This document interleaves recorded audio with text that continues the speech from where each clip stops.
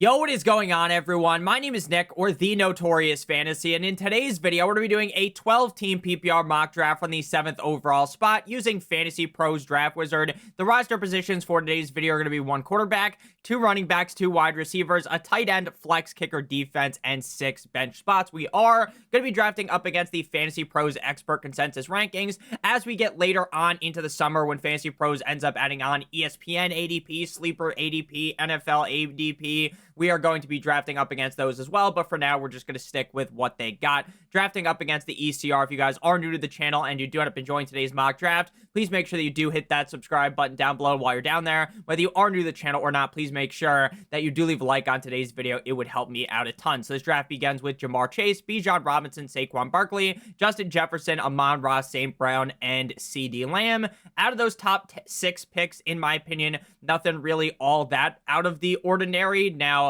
a lot of people definitely are taking CeeDee Lamb over Amon-Ra St. Brown, but with how consistent Amon-Ra St. Brown has been over his career, and with maybe some people having question marks about CeeDee Lamb, now with George Pickens, I don't think that's all that out of the ordinary. So we are up on the clock here at the 107. If we were to go running back, to me, it would be Jahmyr Gibbs. If we were going wide receiver, it would be Puka Nacua, Malik Neighbors, Nico Collins, BTJ, Drizzy, Drake London. All the quarterbacks, all the tight ends are available, but in my opinion, this season, you definitely do not have to take a tight end or a quarterback inside of the first round. If you want to take a quarterback, the earliest that you should have to take one would probably be the early 3rd round. If you want to get a tight end, you might have to take, if you really wanted Brock Bowers in the early 2nd round, sometimes he falls to the middle of the 2nd round, but I am not someone that is overzealous in a 12-team league at trying to attack the quarterback and tight end positions, the onesie positions. I feel it's a lot more important to stack up on the skill position players early on in the draft at running back and wide receiver. So for me here, we're just going to go with Jahmyr Gibbs. I think there's a fine argument to be made that you like Malik Neighbors more, or Nico Collins, or Puka Nacua, but I'm going to go ahead and get my star-studded running back. I know David Montgomery is going to be back, and it does suck in those games, right, where Jahmyr Gibbs walks straight to the 1-yard line. He falls down a micro penis away from the end zone, and then you end up seeing David Montgomery bust into the end zone. It hurts, but at the end of the day, Jahmyr Gibbs is still that guy. This is a guy that even on 13, 14 carries a game could rush for 150 yards, multiple touchdowns, right? He is an absolute freak of nature. The guy is speed like Lightning McQueen. I feel very confident with him inside of the middle of the 1st round. After we went ahead and selected Jahmyr Gibbs, Drizzy Drake London came off the board, followed by Malik Neighbors, Puka Nacua, Nico Collins, Brian Thomas Jr., Ladd McConkey, Ashton Genty, Tyreek Hill, Jackson Smith-Njigba, and Devon Achane. Now, if this was my real at-home league and I was sitting here at the 206 and Christian McCaffrey fell to me in the 2nd round, after I already drafted Jahmyr Gibbs, I would basically stand up, drop my nuts onto the table, and say, thank you guys, everyone, for coming out, but you can just send the fucking league fees instead of sending them to the commissioner. You can send them right to me because I now have the running back 2, 3 in that range of Jahmyr Gibbs, and I believe I have a top 5 running back in Christian McCaffrey. You could legitimately have, if you start your draft, Jahmyr Gibbs and Christian McCaffrey, you could have the running back 1 and the running back 2 on the season. I would click that button as fast as possible because I really do believe that Christian McCaffrey has that upside. I was listening to the Part of My Take podcast a couple of days ago, or maybe it was yesterday it came out, and in that podcast, George Kittle was really hyping up Christian McCaffrey. He was saying that Christian McCaffrey was sorry to fantasy owners. Obviously, he's just riffing. He's just fucking around. But Christian McCaffrey definitely feels bad about what he did to us last season, and he's going to come out with vengeance. Shout out to Batman. So if this is my at-home league, I'm taking Christian McCaffrey here every single time. If Christian McCaffrey wasn't available and you're like, Nick, that's impossible, then we'll just replace him with Derrick Henry. But right now, Christian McCaffrey still has yet to climb into the 1st round of ADP, which to me is just absolutely ridiculous. I think by late August, early September, when you guys are doing your fantasy football drafts, he's going to be very clearly a 1st round pick. After Christian McCaffrey, AJ Brown, Kyron Williams, Devontae Adams, Brock Bowers, Rashee Rice, T. Higgins, Derrick Henry, Trey McBride, Bucky Irving, Chase Brown, Lamar Jackson, and Josh Allen. So if I do want to get Jaden Stormy Daniels, I would have to pick him here because I think it's very unlikely he falls into the 4th round. If you like Jalen Hurts or Joe Burrow, they will be available in either the 4th or the 5th round. But if you really wanted to get Jaden Daniels, you, in my opinion, would just have to pick him here. For me, I think there's going to be in a lot of drafts a decent gap between the Trey McBride selection and the George Kittle selection. So while I am a big fan of George Kittle because I genuinely think Kittle has a good chance to finish as the tight end 1 in fantasy football, I would not be pulling the trigger here, and I would just try to push things into the next round because I am not set in my mind entering the draft on any given strategy. Right? We started 2 running backs. If Jahmyr Gibbs wasn't there, maybe CeeDee Lamb would be on our team, or Amon-Ra St. Brown, or Malik Neighbors, right? I don't go into the draft thinking I need to do any given strategy. I'm very open to what I want to do. In this kind of draft setting, right, where the settings are like this, I think it's a little bit foolish to just completely fade the running back position. But if you are in like a 3 wide receiver league or 2 wide receiver, 2 flexes, it is, in my opinion, definitely viable to potentially fade the running back position for a while. So we're back up on the clock here, and I don't think we want to go triple running back. I think that would be a little bit crazy, even though I think if you take Josh Jacobs, Jahmyr Gibbs, and Christian McCaffrey, at the end of the season, those could be the running back 1, 2, and 3. I really do believe that. I think we should go with a wide receiver. Now, Garrett Wilson is the best wide receiver available, in my opinion. I've been a big fan of Garrett Wilson for a while. The problem is it really just hasn't went his way for fantasy, but he did come out the gate incredibly hot last season. He had week 5 up against the Vikings, wide receiver 5, week 6 up against the Bills, wide receiver 2, and then everything kind of seemed to go downhill once Davante Adams ended up joining the team. But with Davante Adams now in LA with the Rams, with Matthew Stafford, and Justin Fields has that connection with Garrett Wilson dating back to college at The Ohio State University, I feel very confident betting on his talent in the 3rd round, even if it hasn't worked out in fantasy football yet. You're definitely getting a bigger discount compared to where we were drafting him last season. After Garrett Wilson, Jaden Stormy Daniels, Jonathan Taylor, Breece Hall, Mike Evans, Alvin Kamara, Josh Jacobs, George Kittle, James Cook, Terry McLaurin, and Kenneth Walker the 3rd. So since we have those 2 star-studded running backs, I really think clicking the running back button here in the 4th round would be a little bit foolish, even though I am a pretty big fan of Chuba Hubbard this season, and I do believe he projects to clearly be the starting running back on the team. I don't think Rico Dowdle is going to take over from him, and I loved what I saw out of Chuba Hubbard last season, but I think that would be a little bit foolish given we have such a strong running back room. So we're going to go with a wide receiver here, and we are going to go with a little bit more risky of a pick here because we're going to be hunting for that upside, and we're going to go with Marvin Harrison Jr. Now, DJ Moore, I think, is a pretty safe projection, right? You're getting this Ben Johnson offense. I think DJ Moore is going to be a lot safer than people think. Now, DJ Moore did see a boatload of targets last year and really just didn't do diddly squat with it. Now, if you had DJ Moore, you didn't really feel like he completely and utterly shafted you, right? You weren't walking for a limp or with a limp for a month after you drafted DJ Moore. You didn't need a wheelchair, but it obviously didn't feel great based upon the amount of targets that he got. If you could have projected, hey, he's going to get this many targets last season, you would have expected much better production, right? If you're getting 140 targets, I'm expecting you to have at least 1,000 yards. At least. And he didn't even do that. But I do think DJ Moore is a very talented player. There is some rumors about him potentially getting moved, and that does kind of concern me a little bit. But we'll go with Marvin Harrison if you want it to be safer. If you're like, Nick, Garrett Wilson's enough risk, Christian McCaffrey's enough risk, I want to go with the safe bet, go ahead and go with DJ Moore, but we're going to be a little bit more upside driven in this draft. I love Marvin Harrison Jr. I was all over him last season like white on rice. Obviously, it didn't end up working out very well, but I think you could see the upside on the field. You could see the guy get open. Again, I fully understand that you probably have a very bad taste in your mouth of Marvin Harrison Jr. He did absolutely rinse you last season. But if you take last season and just expect that to happen, extrapolate those numbers to the next season, you're going to be wrong a lot of times. So, in my opinion, I know Christian McCaffrey absolutely danced on your grave last season. I know Marvin Harrison Jr. did the same thing, but I do think we are in for bounce back seasons out of both of them. After Marvin Harrison Jr., we see Wiki, DJ Moore, Cortland Sutton, James Conner, Jalen, stop, it hurts, Omarion Hampton, Chris Godwin, Joe Burrow, Joe Shiesty, Xavier Worthy, Tet McMillan, RJ Harvey, Joe Mixon, and Chuba Hubbard. So, best quarterbacks available right now, we're looking at Mahomes, Baker, Kyler, Nix, Goff, Herbert, Purdy. To me, at this point in the 5th round. Like, all the top 5 guys that you really want are gone, right? Josh Allen's gone. We saw Jaden Daniels go off the board, right? Lamar Jackson's gone.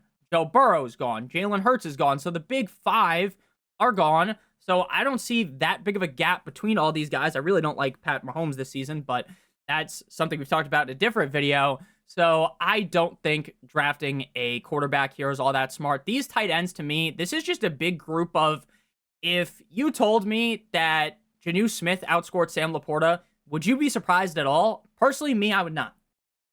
If Mark Andrews outscored Sam Laporta, I would not be surprised by that. And the difference here is you draft Sam Laporta probably in the 5th or the 6th round. Same thing with Hawkinson. Or you can just wait until like the 8th, the 9th round, and some of those guys in a lot of leagues will be available, the Njoku. So to me, I think it's a little bit of malpractice when you project them so similarly to draft 1, 3, 4, sometimes 5 fucking rounds in advance, right? There's a lot of leagues where Hawkinson might already be gone slightly after Kittle, right, in the 4th round, or maybe the early 5th round. So to me, a smart move is just waiting at the tight end position because it is such a big tier. For me, we are looking at the wide receiver core here. DK Metcalf, Devontae Smith, Zay Flowers, Chris Olave, Jalen Waddle, Jerry Jeudy. I draft DK Metcalf a lot, and I'm just going to continue to smash the DK Metcalf button. I've been doing it a bunch on Underdog, promo code Notorious. Click on the link in the video description. You get your first match deposit offer of up to $1,000 in bonus cash. If you don't know what Underdog is, it's the best part about fantasy football. It is the draft, and that's it. There's no waivers, no trades, no in-season management. If you sign up using promo code Notorious, you can join up on the tournaments on there. Their biggest tournament, Best Ball Mania 6. There is a humongous prize pool over on there, $2 million to first place. And I love Metcalf on there. I get, does anyone like Arthur Smith? No. Right? I would prefer if it was someone else, but DK Metcalf is the only wide receiver worth diddly squat on this team. He is going to get force-fed the ball game in and game out. And sure, is Aaron Rodgers the same Aaron Rodgers of the past? Of course not. He is not even remotely that same guy. But we know Aaron Rodgers loves to force feed his number one. He was feeding the ball down the throat of Davante Adams last season, and him and Metcalf have already been working together. I feel very confident in Metcalf's projection this season. And if you guys have never watched one of my videos before over the past couple of years, I have been one of the biggest DK Metcalf faders imaginable. I've been telling people for years that drafting DK Metcalf in Seattle is like taking an arrow to the knee for your fantasy football team. He's going to be the Achilles heel of your team when you draft him early on, but this year in Pittsburgh, it just feels a little bit different. There is much less competition around him, and again, Rodgers is going to laser eyes lock in on to DK Metcalf after Metcalf, Travion Henderson, Travis Kelce, TJ Hawkinson, Jalen waddled away, waddle, till the very next day. Jameson Williams, Mark Andrews, Aaron Jones Sr., Quinshon Judkins, Baker Mayfield, and Jacoby Myers. So it's still saying that Pat Mahomes is the best player available. Again, I think Pat Mahomes is the best quarterback in the NFL, but in fantasy football, being the best quarterback doesn't necessarily mean everything. This is a team that, in my opinion, can just really coast their way to the playoffs. I don't think Patrick Mahomes needs to throw for 5,000 plus yards. I don't think he needs to throw a crazy amount of touchdowns for the Chiefs to win with how they are set up. I think they're going to be more confident running the ball if Pacheco is able to stay healthy and look like the Pacheco from late 2023, early 2024. I don't know why I just sounded like that right there. So I think Mahomes is kind of a bit of a fucking stupid pick, in my opinion, and all the tight ends are still available, so we can keep going hammer time on the wide receiver position. Now, I am someone that has been pretty adamantly against both Devontae Smith and Zay Flowers, but to me, they are now starting to kind of fall into a range where I am a little bit more comfortable to draft them in the 6th round in this draft, especially since I already have 3 wide receivers, right? Devontae Smith is a nice spark plug. Same with Zay Flowers that you can throw into your team because you can see that big play coming, that big game coming. Now, I think ultimately on the season, these are 2 kind of bad picks if you're relying on them week in and week out due to just the nature of both of these offenses being super run heavy. But when I'm drafting them as my wide receiver 4, where I don't have to play them most weeks, I could just throw them into my flex spot, or if someone goes down, I think they're a fine pick in this scenario. It's just in other scenarios where you're just relying on them every single week, where to me it feels a little bit foolish. So we will go ahead and go with Devontae Smith here. I don't really think Devontae Smith is ever going to be a bust at ADP because he's going to finish around the wide receiver 24. It's just I don't really see him being that league winner where, unless something happens to AJ Brown, knock on wood, where he really ascends into being like this top 10, top 12 superstar level wide receiver, right? You can make the argument Garrett Wilson, top 12 receiver. You can make the argument for Marvin Harrison Jr. You can make the argument, in my opinion, for DK Metcalf to finish top 12, whereas Devontae Smith's more of like a safer bet.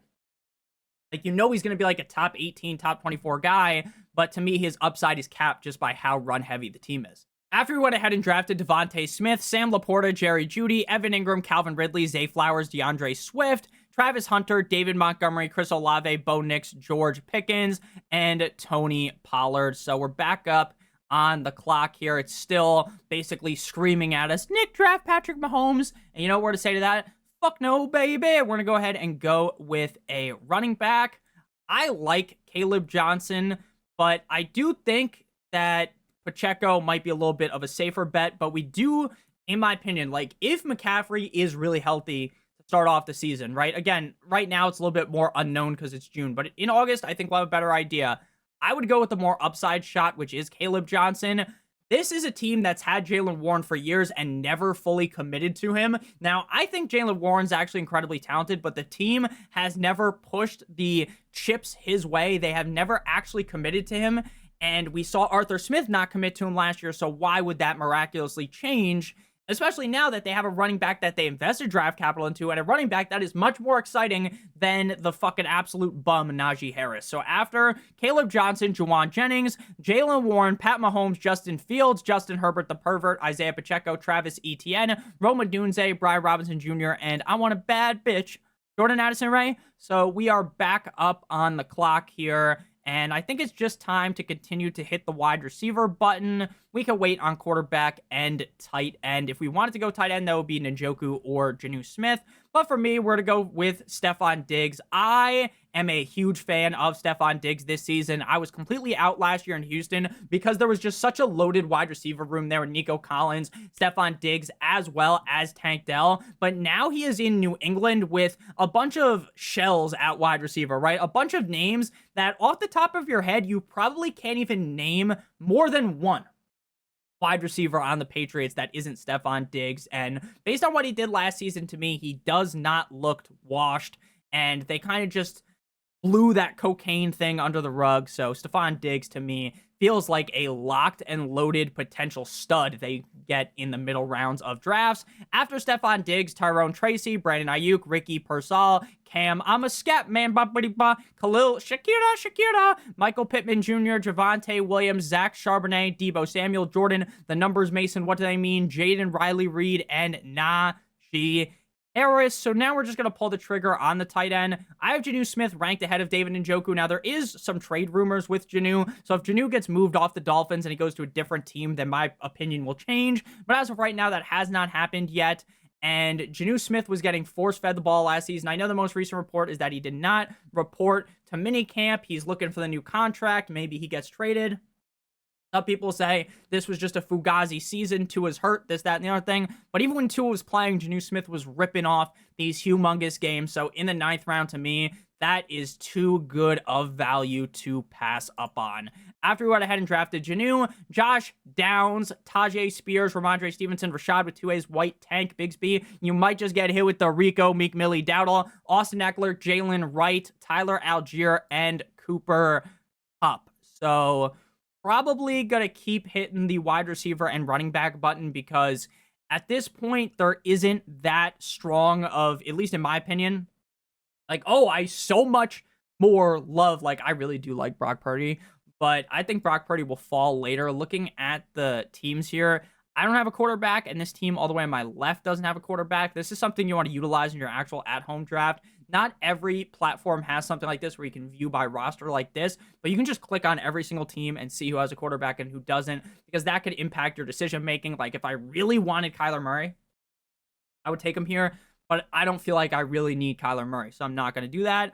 We're going to go ahead and click on the running back position here because there does really feel like the running back position keeps falling off, and we don't technically have to reach on J.K. Dobbins, but I feel like while he's ranked at 56, the computer will just instantly pick him if I don't pick him, because that's just how this shit goes. So I'm going to go with J.K. Dobbins here, who, while he is the RB2 in Denver, in my opinion, behind R.J. Harvey, he could start off the season as the running back one, and we did see some runs last season of J.K. Dobbins really being heavily useful for fantasy. I talked him up in the offseason, and that ended up paying off based on where you got him. So in the 10th round, to me, he is a very high upside handcuff who might be the starting running back early on the season, or maybe could fend off R.J. Harvey and be the RB1 for a majority of the season until he inevitably gets hurt, like he always does. Knock on wood, we don't root for injuries, but let's be honest, let's call a spade a spade. That motherfucker gets hurt when he goes to tie his shoes. He ties them too tight and his fucking foot breaks, right? Jerome Ford, F-150, Adam Thielen, Christian Kirk, Ray Davis, Balshawn Tootin. Then we see Matthew Golden, David Njoku, Darnell, here comes the Mooney, Keon Coleman, Isaac Garendo, Jalen McMillan, and Luther Burden. Still don't have a quarterback. At this point, I probably would just take Kyler to match him with Marvin Harrison. Now, I don't think you need to stack, but it is just that added upside. I get there is some risk, right? If Kyler shits the bed, then probably so does Marvin Harrison Jr., right? But if Kyler and Marvin Harrison both go off the same week, you could be seeing some huge spike weeks. So I'm going to go with Kyler here again. I don't think you necessarily need to stack, though. In redraft, I just saw the value of a falling Kyler. And with Kyler, maybe to you guys, he's a little bit more risky, which I kind of agree with. If you want to go ahead and draft a second quarterback to pair with him, I think that is acceptable as well, as long as they have different bye weeks for Janu. There is the contract situation, but let's just take that out of our brain. We're not drafting a second tight end, in my opinion, if you have Janu Smith, because you're assuming that Janu Smith ends up having that big season. Now we're going to go ahead and go with a running back again here. Actually, wait, we have 4 running backs. So we need at least a 5th one. And let's go ahead and go with Miles Sanders. There have been some positive reports about Miles Sanders recently. Of course, Fantasy Pros doesn't throw that up on there, but it seems like Miles Sanders could become the RB1 on the team. Now, is Miles Sanders really all that good? No, but neither is Javonte Williams. Don't know too much about Bonnie Blue's cousin, Jadon Blue, so I think Miles Sanders is an upside pick late on in drafts. And then we are going to close things out here with a quarterback. We're going to go ahead and hunt the upside here and go with Drake May. I do have Dak ranked out of him, but Drake May does have that sneaky rushing upside. He adds Stefon Diggs. And frankly, I don't think last year was a true show of actually how good he was, because the coaching situation was a disaster and they went with Jacoby Brissett early. So I'm just going to take that upside shot again. A lot of times, though, I don't like to really draft 2 quarterbacks. We're going to close the team out with a defense and a kicker. First, we'll go with the kicker because all the kickers are available. And we'll get the best one, who in my opinion is Brandon Aubrey. And then we're going to go ahead and get a defense. For defenses, you just want to look at who they're playing in week number 1, because that's what ultimately matters. After week 1, you can just go ahead and drop them like it's hot and pick up new defenses every single week so that you have the optimal projection every single week at the defensive position. I do this every single year. I make videos every single week throughout the season on defenses to pick up. There'll be a defenses to draft video, and then for week 1, there'll be a defenses stream video. So we're going to go ahead and go with the LA Rams due to their matchup in week 1. So we get a B+ on here. If we got a C, a D, an F, it wouldn't matter to me.